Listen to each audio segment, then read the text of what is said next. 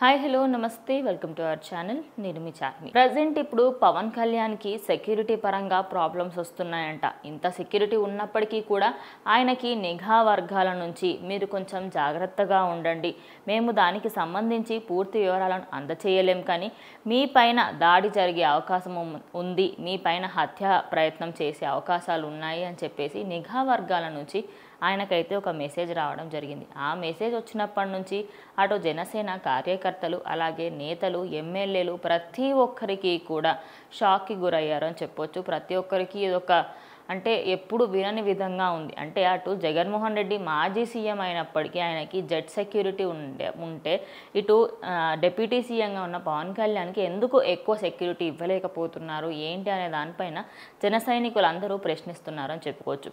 అదేవిధంగా పవన్ కళ్యాణ్కి ఈ మెసేజ్ రావడంతో ఆయన సెక్యూరిటీని ఇంకా ఎక్కువ చేయాలి, ఆయనకి సంబంధించి ఆ సెక్యూరిటీ ఇప్పటివరకు ఏదైతే ఇచ్చాయో దానికి సంబంధించి ఇంకా ఎక్కువ చేయాలి అని కూడా ప్రతి ఒక్కరు అడుగుతున్నట్టయితే తెలుస్తుంది. ఇదే కాకుండా అసలు దీనికి సంబంధించి మొత్తంగా అసలు అక్కడ ఏం జరుగుతుంది, అసలు ఎందుకు పవన్ కళ్యాణ్ని చంపాల్సిన అవసరం ఎవరికైనా ఎందుకు ఉంటుంది అనే దానిపైన మాట్లాడుకుంటే, ఫస్ట్ బీజేపీని తక్కువ చెయ్యాలి, బీజేపీని డౌన్ చేయాలి అంటే బీజేపీకున్న స్ట్రెంగ్త్ ఒక పిల్లర్ని కట్ చేయాలి అంటే పవన్ కళ్యాణ్ని అడ్డు తప్పిస్తే అటు బీజేపీ కొంచెం డౌన్ఫాల్ అవుతుంది, నెక్స్ట్ టైం అసలు అది రాలేకపోవచ్చు, ఇదొక రీజన్.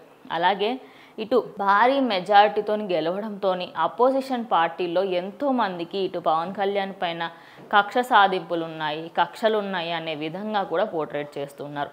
ఇదే కాకుండా అపోజిషన్ పార్టీలో ఉన్నటువంటి అటు వైఎస్ఆర్సీపీ పార్టీ ఏదైతే ఉందో వైఎస్ఆర్సీపీ పార్టీకి సంబంధించి జగన్ ఎప్పటి నుంచో పవన్ కళ్యాణ్ హేట్ చేస్తూనే వస్తున్నారు. జగన్ పార్టీకి సంబంధించిన వాళ్ళు కూడా ఎంతోమంది ఫోన్ మెసేజెస్లలో వాట్సాప్లలో ఈయనకి సంబంధించి ఈయనని చంపే ప్రయత్నాలు చేస్తున్నారు అనే మెసేజ్లు కూడా వస్తున్నాయి అనే వార్తలు వినిపిస్తున్నాయి. మరి మొత్తంగా నిఘా వర్గాలు చెప్పిన దాన్ని బట్టి చూస్తూ ఉంటే పవన్ కళ్యాణ్కి అయితే కొంచెం రిస్క్ అనే చెప్పుకోవచ్చు.